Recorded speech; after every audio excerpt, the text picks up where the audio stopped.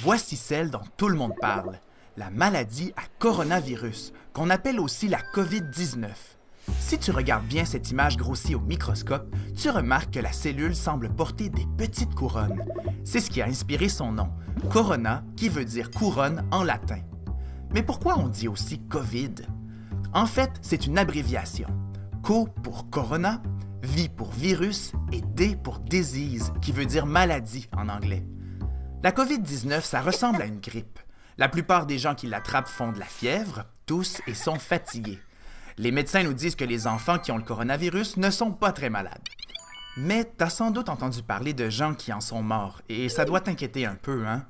C'est que certaines personnes plus fragiles, comme les personnes âgées ou des gens qui ont déjà une maladie grave, sont plus faibles et peuvent avoir des complications s'ils attrapent le virus.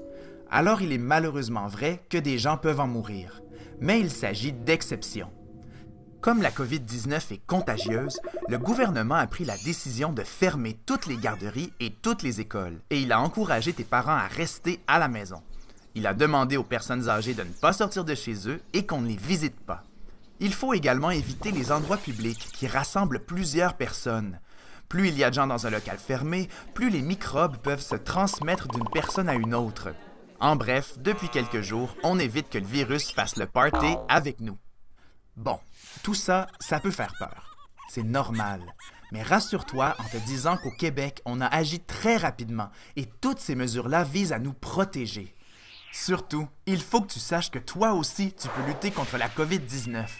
En te lavant les mains souvent avec de l'eau et du savon, en toussant dans le creux de ton coude et en essayant de ne pas toucher ton visage ou celui des autres.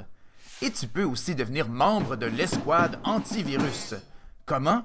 En lavant les poignées de porte et d'armoire chaque jour chez toi, en fabriquant un jeu de conséquences qu'on donne à ceux qu'on surprend à tousser ailleurs que dans leur coude, ou en encourageant ta famille à se laver les mains fréquemment.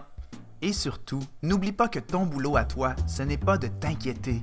Il y a plein de gens qui sont là pour nous aider, nous protéger et nous guérir si on attrape le virus. Il faut rester calme, se laver les mains et s'amuser quand même.